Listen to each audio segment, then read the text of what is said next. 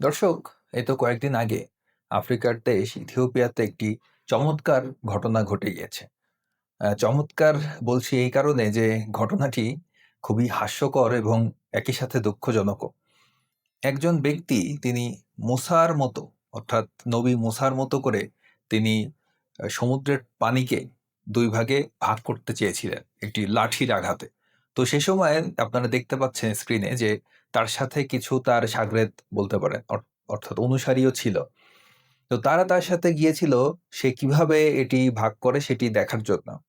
তো যাওয়ার পর যেটি হয়, এই যে নবী দাবিকারী ব্যক্তিটি পৃথিবীর তে আসলে নবী বলে অ্যা যেটা হয় সেটা দাবিই করে মানুষ।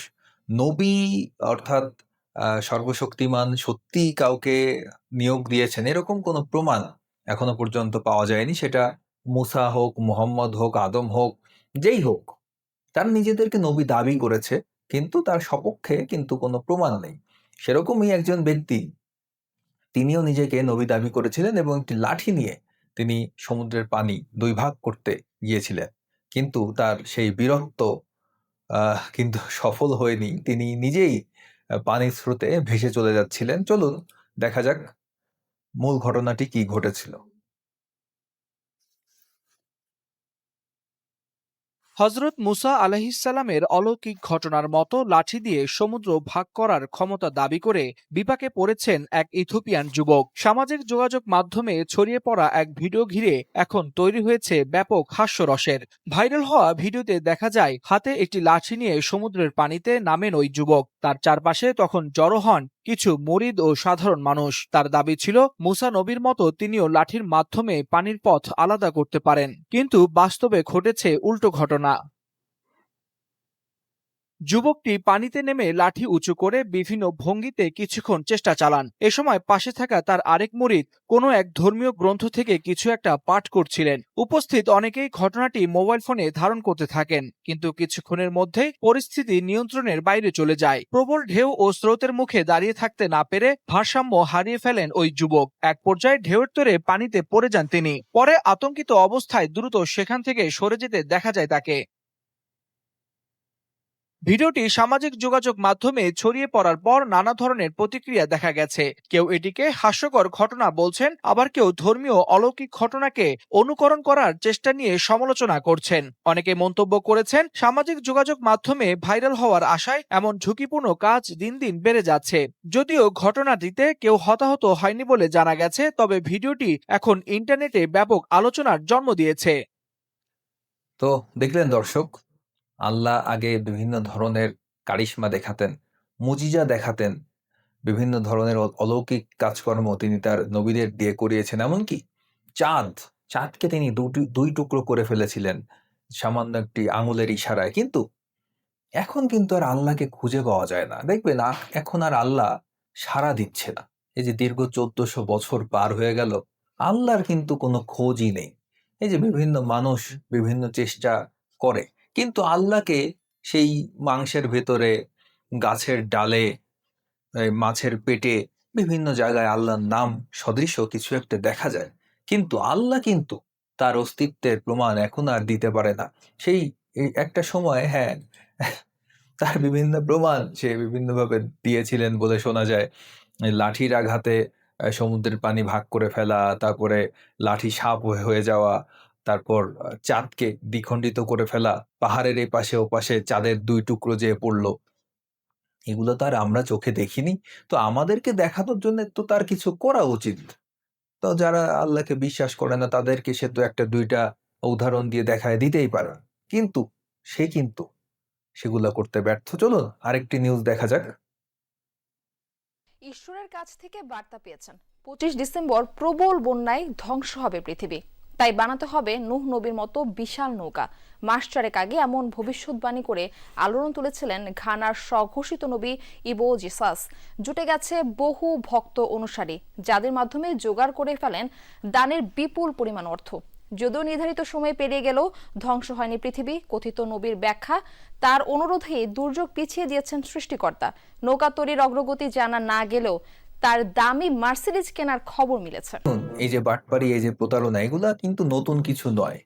এগুলো আগেও হতো, এখনো হচ্ছে, ভবিষ্যতেও হয়তো এরকম চলবে। যারা নিজেদের নবী দাবি করে, প্রথমেই আপনারা ধরে ধরে নিবেন যে এই লোকটা একটা বাটপার, এই লোকটা একটা প্রতারক। ইবো নোয়া ইনস্টাগ্রামে নিজেকে একজন নবী বলেই পরিচয় দেন ৩০ বছর বয়সী এই ব্যক্তি। কেউ কেউ তাকে ইবো জেসাস বলেও ডেকে থাকে। পশ্চিম আফ্রিকার দেশ ঘানা জুড়ে রয়েছে তার বহু অনুসারী। Morning, good afternoon, and good evening. গত আগস্টে এক ভিডিও বার্তায় কথিত এই নবী দাবি করেন ঈশ্বরের কাছ থেকে অলৌকিক বার্তা পেয়েছেন তিনি, আর সেটি হলো ডিসেম্বরের ২৫ তারিখে বিশ্বজুড়ে শুরু হবে প্রলয়ঙ্করী বন্যা, যাতে ধ্বংস হয়ে যাবে পৃথিবী। আর তাই বিশাল বিশাল নৌকা বানাতে শুরু করেন ইবো নোয়া নামের ওই ব্যক্তি। এই কাজে ভক্তদের দান করার অনুরোধ জানান তিনি।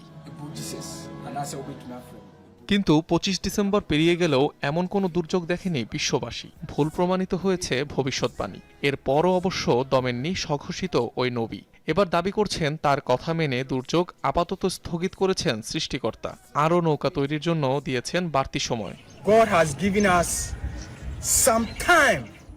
ইনস্টাগ্রামে নিয়মিত ভক্তদের উদ্দেশ্যে নতুন ভিডিও বার্তা দিয়ে যাচ্ছেন ইবো নোয়া। স্থানীয় বিভিন্ন গণমাধ্যম বলছে, কথিত নবীকে বিশ্বাস করে তার নৌকায় উঠতে ঘানায় পাড়ি জমিয়েছিলেন কয়েক হাজার ভক্ত। ভবিষ্যৎবাণী সত্যি না হলেও অবশ্য তহবিল সংগ্রহে শতভাগ সফল ইবো নোয়া। সম্প্রতি বিলাসবহুল মার্সিডিজ গাড়ি কিনতে দেখা গেছে তথাকথিত নবীকে। ধারণা করা হচ্ছে অন্ধ ভক্তদের দেয়া বিপুল অর্থেই এই বিলাসিতার সুযোগ পেয়েছেন তিনি। অনিক রহমান, যমুনা তো নিউজ। দেখলেন তো দর্শক, এই ধরনের ধর্ম ব্যবসায়ীরা এরকমই প্রতারক হয়, এরকমই বাটপার হয়। তাদের টার্গেটই থাকে কিভাবে অর্থ আত্মসাৎ করা যায়, কিভাবে মানুষকে ধোঁকা দেওয়া যায়, মানুষকে কিভাবে বোকা বানানো যায়। এই কাজটি আগেই বলেছি যে এগুলো কোনো নতুন কাজ নয়। বছরের পর বছর, যুগের পর যুগ, শত শত বছর আগেও কিন্তু এইভাবেই মানুষকে ধোঁকা দিয়ে বিভিন্ন ধর্ম তৈরি করা হয়েছিল। তো এই ব্যক্তি মানুষের কাছ থেকে, ভক্তদের কাছ থেকে দানের টাকা তুলে সেই টাকা দিয়ে মার্সিডিজ গাড়ি কিনেছেন। আর এখন তিনি ফতোয়া দিচ্ছেন যে তার অনুরোধে নাকি ঈশ্বর এই গজব কিছুদিনের জন্য বন্ধ রেখেছেন। কিন্তু এই যে তার ব্যবসা তো চালু রাখা লাগবে, এই জন্য তিনি এই কথাটি বলছেন যে কিছুদিনের জন্য তার অনুরোধে ঈশ্বর জিনিসটাকে বন্ধ রেখেছেন। তো তোমরা আরো বেশি আমাকে অর্থ সাহায্য দাও, আমি আরো বেশি মার্সিডিজ কিনতে পারি। এদের উদ্দেশ্যই হচ্ছে এরকম। তো এই ধরনের ভণ্ড প্রতারক ধর্ম ব্যবসায়ীদেরকে আমাদের প্রতিরোধ করতে হবে। এই ধরনের স্ক্যামে, এই ধরনের প্রতারণার ফাঁদে আমাদেরকে পড়া যাবে না, এবং এই ধরনের ব্যবসায়ীদের কাছ থেকে যত সম্ভব দূরে থাকতে হবে। দর্শক, এ তো গেল বহির্বিশ্বের, অর্থাৎ বিশ্বের অন্যান্য দেশের ধর্ম ব্যবসায়ীদের কথা। এবার চোখ ফেরানো যাক বাংলাদেশের দিকে। বাংলাদেশের ধর্ম ব্যবসায়ীদের কথা আপনারা সবাই জানেন, এবং বাংলাদেশের ধর্ম ব্যবসাকে এখন বাংলাদেশের মোল্লা, মুন্সি, ওয়াজিরা একটি অন্য লেভেলে তারা সেটিকে নিয়ে গিয়েছে, এবং কোরআন হাদিসে এই ইসলাম নিয়ে ব্যবসা করার কথা কঠোরভাবে নিষিদ্ধ হওয়ার পরেও বাংলাদেশের মোল্লারা, ওয়াজিরা তাদের ব্যবসা টিকিয়ে রাখতে তারা বিভিন্ন ধরনের ফতোয়া তারা কিন্তু দিচ্ছে। চলুন দেখা যাক যে শায়েখ আহমদুল্লাহ কি বলছেন। কোরআন শিক্ষা দিয়ে টাকা খাওয়া জায়েজ আছে কিনা, একটু সুন্দর করে প্রশ্নটা করতেন ভাই। এভাবে কইলেন ডাইরেক্ট, টাকা খাওয়ান জায়েজ আছে কিনা। ভাই, এক হাদিসে তো পরিষ্কার ভাবে এক সাহাবী কোরআন শিক্ষা দিয়ে কিছু গ্রহণ করছেন, নবী সাল্লাল্লাহু আলাইহি ওয়াসাল্লাম তাকে ভর্ৎসনা করেছেন। এই জন্য কোরআন শিক্ষা দিয়ে টাকা পয়সা নেওয়া, লেনদেন করা, এটা মূল বিধান হলো না জায়েজ। কিন্তু সারা পৃথিবীর ওলামায়ে মুতাআখিরিন সবাই একমত হয়েছেন যে দ্বীন শিক্ষা দেওয়ার জন্য যারা নিজেদের সময় ব্যয় করবে, তাদের জন্য যদি পারিশ্রমিক নির্ধারণ করা না হয়, তাহলে দ্বীন শিক্ষা দেওয়ার কোনো মানুষ পাওয়া যাবে না। আর তারাই বা কিভাবে চলবে? এই জন্য তাদের প্রয়োজন অনুযায়ী তারা চাইলে পারিশ্রমিক নিতে পারবে। এই ব্যাপারে কোনো আলেমের, পৃথিবীতে কোনো আলেমের কোনো দ্বিমত নাই। দর্শক, শুনলেন তো কত সুন্দর মডিফিকেশন তারা করেছে, যেখানে একদম পরিষ্কার ভাবে হাদিসে বলা আছে। তিনি নিজেও স্বীকার করছেন যে রাসূল সাল্লাল্লাহু আলাইহি ওয়াসাল্লামের একটি হাদিসে বলা হয়েছে যে তিনি ভর্ৎসনা করেছেন একজনকে, যিনি দিন শিক্ষার বদলে টাকা নিয়েছিলেন। তো বোঝাই যাচ্ছে যে দিন শিক্ষার পরিবর্তে অর্থ গ্রহণ করা একদমই নাজায়েজ এবং হারাম। কিন্তু তারা তাদের নিজেদের স্বার্থে তারা নিজেরা আলেমরা মিলে ফতোয়া বানিয়েছেন যে না, আমরা তাহলে চলবো কি করে, যারা দিন শিক্ষা দিচ্ছে তাহলে সেটার দায়িত্ব তো তাদের নয়। তারা যেটা মনে করে যে আল্লাহ তাদের রিজিক দাতা, আল্লাহই তাদের রিজিকের ব্যবস্থা হয়তো করে দিতেন অন্যভাবে। তাহলে তারা দিন শিক্ষা দিয়ে বা ইসলাম নিয়ে ব্যবসা করে তারা ঠিকই টাকা নিচ্ছে, বিভিন্ন ফতোয়া তারা তৈরি করেছে। দেখুন, আমি হাদিসটি দেখাই। ইলমের নামে অর্থোপার্জন, হাদিসটি হচ্ছে সহি। আবু দারদা কর্তৃক বর্ণিত, রাসূল সাল্লাল্লাহু আলাইহি ওয়াসাল্লাম বলেছেন, যে ব্যক্তি কুরআন শিক্ষাদানের উপর একটি ধনুকও গ্রহণ করবে, আল্লাহ তাআলা কিয়ামতের দিন তার পরিবর্তে জাহান্নামের আগুনের ধনুক তার গলায় লটকাবেন। অর্থাৎ কুরআন শিক্ষা দিয়ে অর্থ গ্রহণ করা সম্পূর্ণভাবে নিষিদ্ধ। যেই কাজটি তারা করছে, আহমদুল্লাহ করছে, আজহারি করছে, বাংলাদেশে বড় বড় ওয়াজি যারা আছে, ওয়াজি মোল্লা ব্যবসায়ী, তারা প্রচুর অর্থ সংগ্রহ করে এদের কাছ থেকে, যা কোরআন শিক্ষা বা দিন শিক্ষার বিনিময়ে। তো এটা কিন্তু একদমই হারাম এবং একদমই নিষিদ্ধ একটি কাজ তারা করে। আরেকটি হাদিসে বলা হচ্ছে, তিনি বলেন, আমি এক ব্যক্তি কোরআন শিক্ষা দিলে সে আমাকে একটি ধনুক উপহার দেয়, আমি তা রাসূল সাল্লাল্লাহু আলাইহি ওয়াসাল্লামের নিকট উল্লেখ করলে তিনি বলেন, তুমি এটি গ্রহণ করলে জানবে যে তুমি জাহান্নামের একটি ধনুক গ্রহণ করেছো, অতএব আমি তা ফেরত দিলাম। অর্থাৎ একজন সাহাবী কোরআন শিক্ষার বদলে কিছু একটি গ্রহণ করেছিলেন। পরে রাসূল সেটা জানতে পারার পর তাকে বলেছেন যে তুমি যদি এটি গ্রহণ করো তাহলে তুমি ধরে নাও যে এটি জাহান্নামের থেকে তুমি গ্রহণ করেছো। তো তারপর এটি তো বোঝাই যাচ্ছে যে এটি কত বড় নিকৃষ্ট একটি কাজ। সেই নিকৃষ্ট কাজ বাংলাদেশের ওয়াজি মোল্লারা, বাংলাদেশের যে আহ, ইসলাম নিয়ে যারা ব্যবসা করছে, সেই ধর্ম ব্যবসায়ীরা কিন্তু সেই কাজটি করে যাচ্ছে। চলুন আরেকটি ভিডিও দেখা যাক। এটি ইসলামকে মানে সরাসরি ব্যবসা না করে ঘুরিয়ে আপনি যে কোনো ব্যবসার ভিতরে যদি অল্প একটু ইসলাম মিশিয়ে দিতে পারেন, তাহলে দেখবেন আপনার ব্যবসা কি রমরমা হয়ে যায়। চলুন এই ভিডিওটি দেখলে আপনারা বুঝতে পারবেন। ভাই পবিত্র ঝমঝম কূপের পানি দিয়া শরবত বিক্রি করে, আমি শুনলাম। ভাই কেমন আছেন? আলহামদুলিল্লাহ ভালো আছে। ভাই আপনি নাকি পবিত্র ঝমঝম কূপের পানি দিয়ে শরবত বিক্রি করেন, এটা সত্যি? আসলে উদ্দেশ্য হইতেছে এখানে আল্লাহর বান্দারা শরবত খায় আসে, এখানে বসার কোনো সিস্টেম নাই, দাঁড়ায় খেতে হয়। হ্যাঁ। তো জমজমের পানিটা দাঁড়িয়ে খাওয়া যায়, আর স্বাভাবিক পানি দাঁড়িয়ে খাওয়া যায় না, এর জন্য আর কি ওইটা দেওয়া। এই পুরাটার মধ্যে কতটুক দেন জমজমের পানি? এই যে এক গ্লাস পরিমাণ। এক গ্লাস পরিমাণ। আসলে জমজমের পানির তো একটা নিয়ামত আছে, যতটুকের সাথে মিলাক পুরাটাই আর কি একবার পবিত্র হয়ে যায়। ওই তো বরকতের আশায়। শরবত কত করে বিক্রি করেন? শরবত 10 টাকা, মধু দেওয়া স্পেশাল 20 টাকা। মধু দিয়েও স্পেশাল আছে। এই একটু শরবতটা একটু উঠে একটু দেখান তো ভাই দর্শকরে। দর্শক দেখেন, এই শরবতটা জমজম কূপের পানি দিয়া উনি তৈরি করে। আসলে এই জন্য বিক্রি করে জমজম কূপের পানি দিয়া, যে মানুষ যাতে দাঁড়ায় খাইতে পারে। মধু দিয়া কত ভাই? মধু দেওয়া 20 টাকা। মধু দিয়া 20 টাকা। একটা দেন তো আমাদের মধু দিয়া দেখি। মধু আর জমজম কূপের পানির শরবত আজকে খামোয়ে ভাইয়ের থেকে 20 টাকা কইরা। আসলে খুবই কম দামে কিন্তু বিক্রি করে। শরবতটা কি কি দিয়া বানান ভাই? শরবত চিয়া সিড, লেবু, আচ্ছা। ইসবগুলের ভুসি, আচ্ছা, এইগুলা সব দিয়া না? আখের লাল চিনি। আখের লাল চিনি। জি বাহ। উনি কিন্তু রোজার মাসে এখানে কোনো শরবত রং বিক্রি নাই, করতো। কেমিক্যাল নাই। কোনো কিচ্ছু নাই, পিওর। জি। বরফটা বরফটা এটা আইসক্রিমের ফ্যাক্টরি থেকে আনা। আইসক্রিমের ফ্যাক্টরি থেকে বরফটা আনা না? এখানে যে মধু দিয়েছে, মধু তো গইলা গেছে মনে হয় না? জি। এটার দাম কত ভাই? 20 টাকা। 20 টাকা।